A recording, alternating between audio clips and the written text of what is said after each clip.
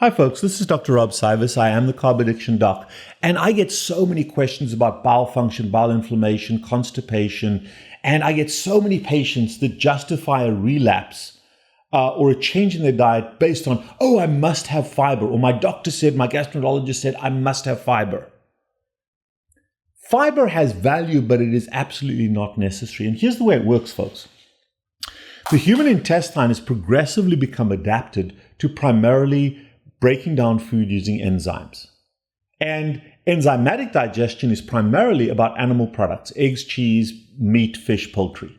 So we've adapted to that, and along with an enzymatically digested meal, which is basically a carnivore or an animal-based meal, comes a particular subset of bacteria, viruses, and funguses most active in the colon. The human colon only has two capacities, is that it absorbs, secretes water, and it absorbs and secretes salt. It has no other absorptive biology function. But what the human colon also does is it takes this liquid waste mush that enters it and turns it into a log, into a proper turd. So there are mechanisms, a couple of mechanisms by which it does that.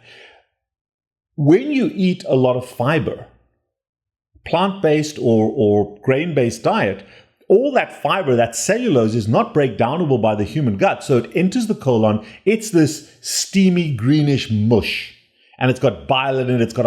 And there's a whole bunch of bacterial biome that I call a vegetarian or a plant or grain-based biome. The bacteria and the funguses and the viruses that ferment food. Think kimchi, think sauerkraut, ferment the food. And that's basically what happens in the human colon when you eat fiber.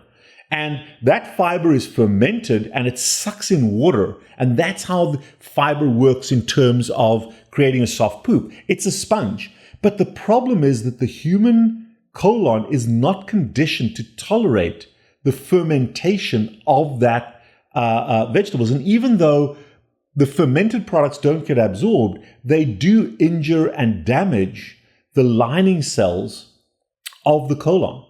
And especially if that's highly grain-based, with a grain-based biome, you're getting inflammation in the colon, you're getting polyps, you're getting precancerous lesions. So it starts to trigger cancer in the columnar cells of your colon. It also breaks down some of the elastic tissue in the tiny little streaks of muscle that are the colon. Colon's only got 3 streaks of muscle. It's not surrounded by muscle.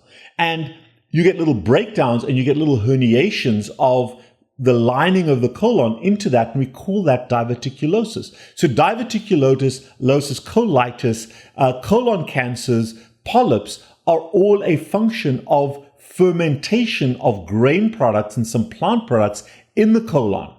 But in the 1970s, we became so antagonistic to fat and meat. Oh, you can't eat fat, you can't eat fat. Without fat, you can't have a decent poop. So they added fiber in. They shifted towards fiber as a default, what they thought was healthier option. But we are not fermenters. Gorillas are fermenters. Cows are fermenters. We human beings are not fermenters. Because if you look at our shit and you look at a cow shit, they're somewhat different. Even if you eat a lot of fiber, we don't shit like a cow. We don't even shit like a gorilla. We're trying to shit animal, but we're shitting plants. So all you have to do is look at the different poops and you'll see the difference. Look at a deer's little pellets. You can break them up when they're dry. They're just dried vegetables, dried plants. Don't do that with your human poop or wash your hands afterwards. But just that simple logical observational step will tell you that our poop is not like their poop. When human beings eat mostly carnivore food, there's not a lot of residue. There's not a lot of fiber in there. There's no fiber in there.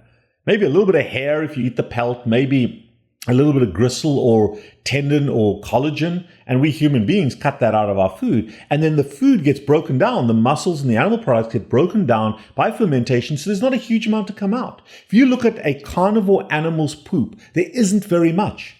There isn't very much. Look at your cat's poop. It's not very much. It stinks to high heaven, but it's not very much. Lions don't poop that often. They eat massive amounts, but they don't poop that often. And it's a tiny little waste of basically old dried leather, some hair, and a little bit of waste. But most of that food, the carnivore's intestine is highly efficient. Most of that food gets absorbed.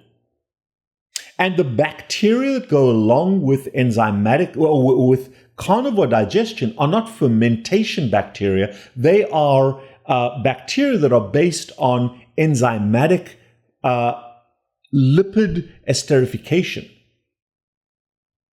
So in an enzymatic animal, an animal on a carnivore diet, a little bit of fat from the bile and fat from the diet, salt and water are the three things that make up, for the most part, the poop that enters the beginning of your colon. And the bacteria modify that fat, they esterify that fat, they reduce fat as an inflammatory molecule. Fat is an anti-inflammatory molecule. Fat is an anti-inflammatory molecule. And they turn that and they compress that to poop. So salt, fat, and water are the three things that make a carnivore's poop, plus a little bit of the gristle. That's why they don't need fiber. So fiber will give you a good poop, but it's not necessary for humans to poop. And I would advocate to you that it is counterproductive to be on a primarily plant-based fiber diet because it damages the colon. And as a surgeon, I see that damage, especially if you're grain-based rather than truly that euphemistic word plant-based. But if you can shift more to a carnivore and use a carnivore-based biome, it is by far the healthiest way for your intestine. It reduces inflammation. We know that from Crohn's disease, ulcerative colitis disease patients who go to a carnivore adapted diet and they do much better.